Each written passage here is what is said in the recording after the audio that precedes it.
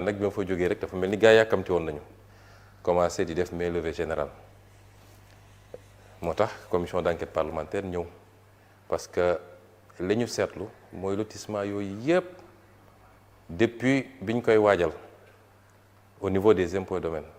ak services yi ci intervenir yëpp la plupart du temps muy l'urbanisme muy les différents services des impôts et domaines ba ni mu demee CCOD ak niñ ko génnee ba commencé séddale amu ci la à 90% respecté wul la loi à 90% dafa jalgati la loi loolu nag baax na commission d'enquête parlementaire saisiru ci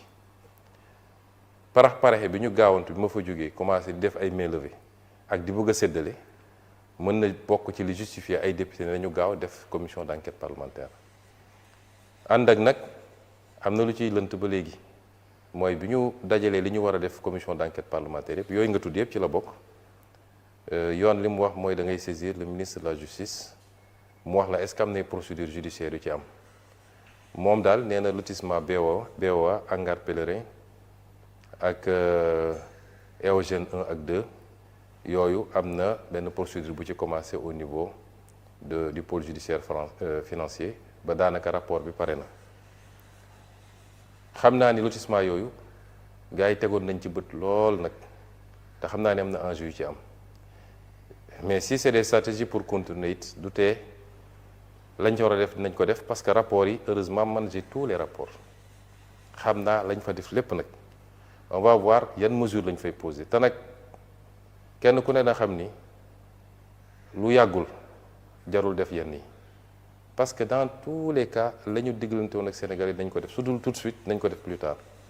boo ci génnee boobu yeneen lotissement yëpp nag nee nañu amul procédure bu ci taxaw ce qui fait que les commissions d'enquête vont commencer commission d'enquête yàlla yoon da koo jox ay pouvoirs yu élargi commission d'enquête mën na entendre ñëpp tous les gens qui sont concernés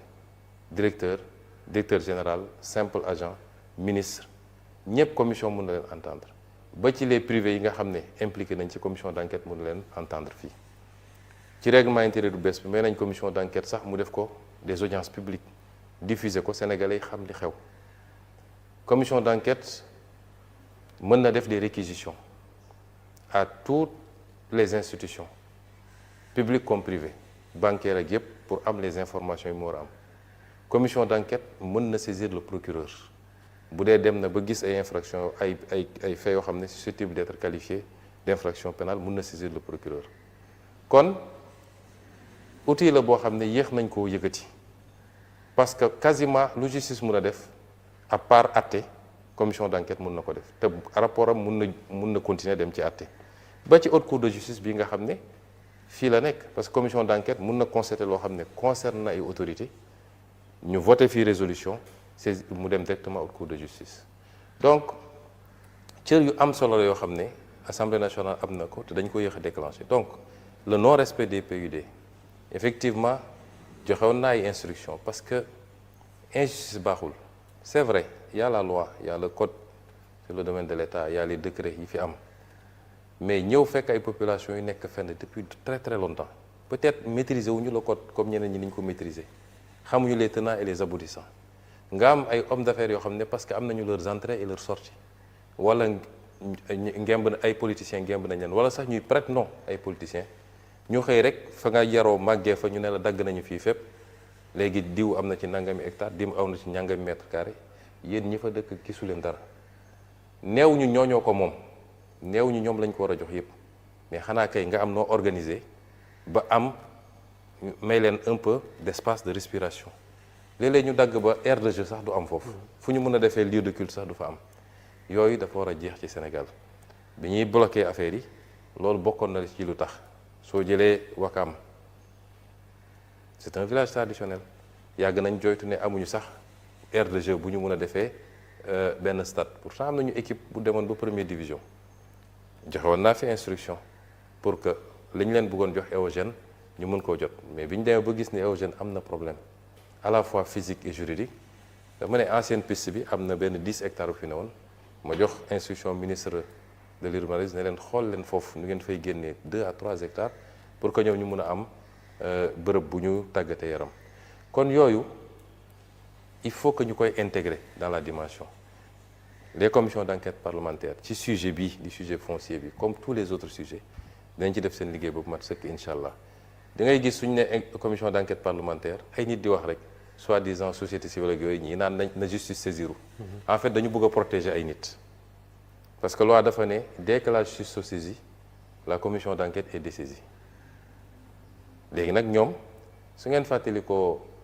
en 2024 bi coow li amee fii avec le conseil constitutionnel ñii naan corruption am na ñii naan corruption amul assemblée dafa voté résolution fii pour def commission d'enquête parlementaire mais il y avait une plainte boobu moo bloqué lépp kon ñii di wax soi-disant société civile yu demee noonu dafa am ku leen di wax loo am na ay nit yu ñu bëgg a protéger moo tax ñu naan nañ ko jëlee ci assemblée yóbbu ko justice mi ngi fi boobu ba léegi deful liggéey bi wala saisiruñu ko pour mu def ko wala amul élément yu mu ko defee li ne ci loxoom it ma nga fi depuis boobu ba léegi déggaguñu ay conclusions wala des renvois wala non-lieu donc assemblée nationale yoon bi jox compétence justice moo ko jox assemblée nationale ku nekk ak nag réewam ak fi mu yem et c'est pourquoi le travail sera fait pour le foncier pour patrimoine bâti bii nga xam ne dañ ko saaxee nu mu leen neexee bi may nekk fii député 2017 laa bind ay questions écrites immeuble boo xam ne askan wee ko moom yoon ne pour nga jaay joxe ko il faut que mu ñëw assemblée nationale ñu voté ab loi ay nit jóg joxe ko nu mu leen neexee immeuble yi ñi ñu wër yëpp dañ ko joxe woon am na yu ñu ci jot a récupéré bi may nekk premier ministre avec SOGEPA yu bëri récupéré nañ ko am na yoo xam ne France noonu la demee ñiy def loolu ils ont violé la loi ba ci li ñu war a def ci wàllu lempo gi parce que yàgg naa wax fii ni ay milliards et milliards ci exonération yoo xam ne warut ak ci yeneen ak yeneen ay remises gracieuses ay autorités di violer la loi di joxe lu leen neex loolu il faut ñu xool ko donc loolu mooy les commissions d'enquête parlementaire donc ci foncier bi comme ci yeneen yi ba ci licence de pêche yi ba ci un étudiant un ordinateur nit ñi jàpp ne dañ ko diriger contre x y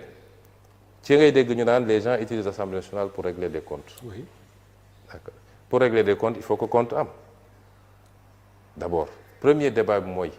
li ñuy wax compte mooy am na lu nit def am na lu defu ba pare kon loolu moo waroon am d'abord ensuite Assemblée nationale constitution ak règlement intérieur nga xam ne loi organique la moo ko ne am nga sañ-sañ ci loolu am nga sañ-sañ ci loolu te ñun protégé wuñ ci kenn nag ku ci bokk Pastef ak ku ci bokk feneen la preuve am na benn ci commission d'enquête parlementaire yi c'est sous notre régime bi ñu koy dugal fii j'étais premier ministre te jàpp naa ne ñi ko dugal parce que opposition la man lañ ci doon viser certainement parce que jàpp nañ ni laale naa ci bi ma ñëwee fii laa ko dugal man maa ko dugal en bureau ñu valider ko majorité accès parce que su majorité ne woon d'accord ma du dem ñun ñoo am majorité tout le bureau 2 opposants ñoo ci nekk li ci des yëpp waa Pastef lañ kon ñun amuñu ci diw Massamba ak Mademba cas bu nga xam ne cas bu suspect la ñu am ci loo xam ne des débuts d'éléments la nañ ci def commission d'enquête parlementaire. Et justement par rapport au bâtiment bi nga xamante ne Boury mi ngi koy wax tout à l'heure bi nga yegsee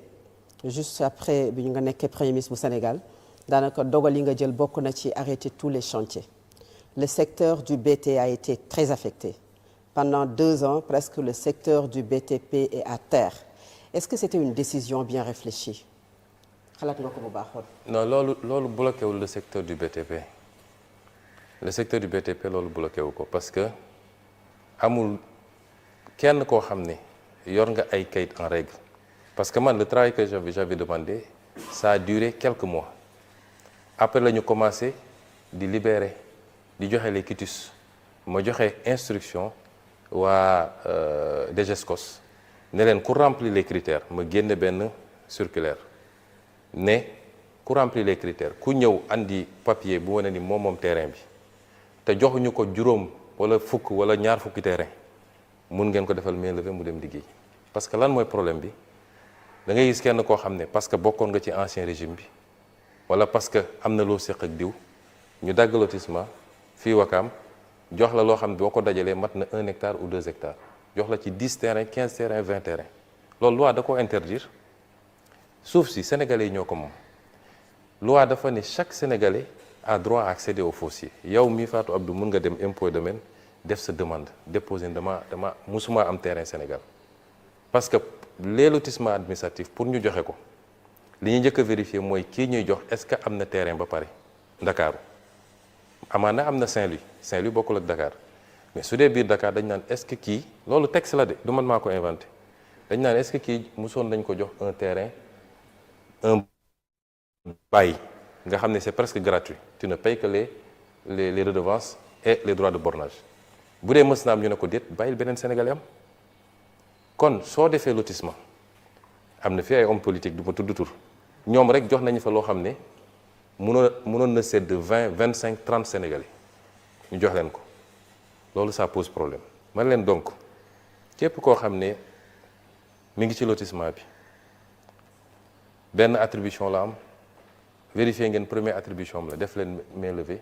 mu dem tabax këram wala mu dem tabax immeuble am su dee opérateur mais les doublons ñi nga xam ne dañ leen joxaat leen léeg-léeg ñu def ko ci turu benn société mun ngeen ko libéral benn yi ci des bloqué leen ko ñu récupérer ko redistribuer ko Sénégalais yi nga xam ne amuñu terrain amuñu kër kon loolu mooy liggéey bi ñu def loolu mënul bloquer le BTP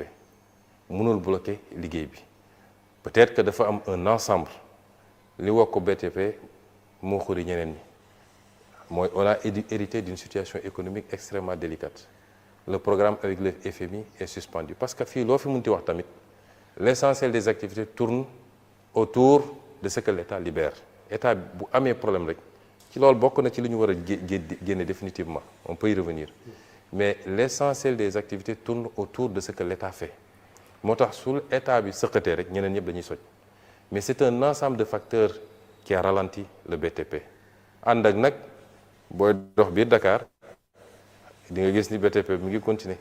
man de fi ma dëkk cité Kër Góor gi ma fa delluwaatee commencé circuler li may gis yëpp dama naan lii ci 2 ans yi la fi jot ay R+10 ak R+13 rek laay gis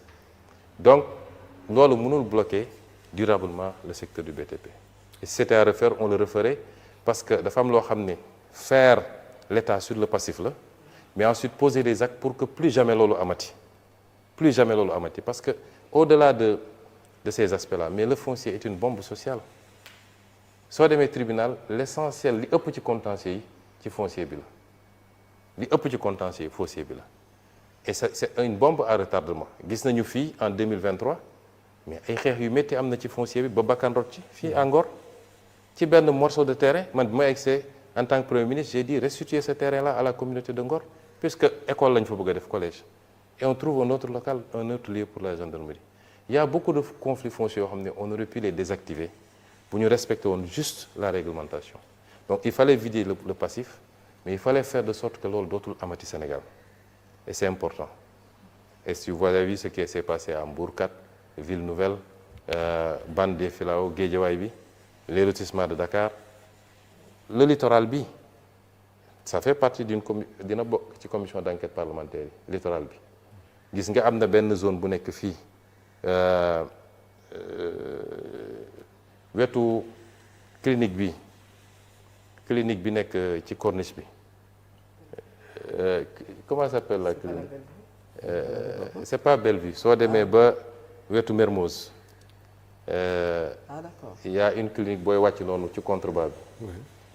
en face la maison de Senghor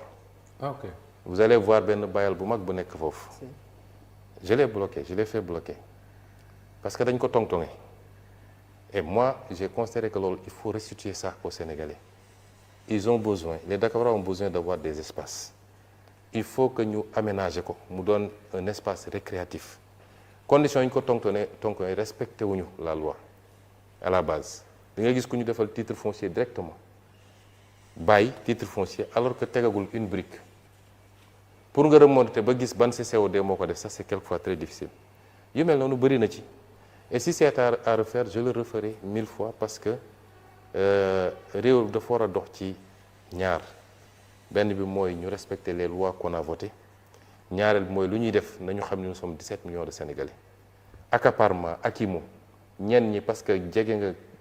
kilifa politique wala sax prête non kilifa politique nga ñoom ñooy jël lépp wër nag di ko jaayaat da ngay gis ku ñu jox gratuitement un bail mu am ay rabatteur ñu génneel ko léegi mu jaay à 70 millions 100 millions boo ci defee 10 terrains am nga pratiquement 1 milliard. C'est sûr. Et ça pose problème.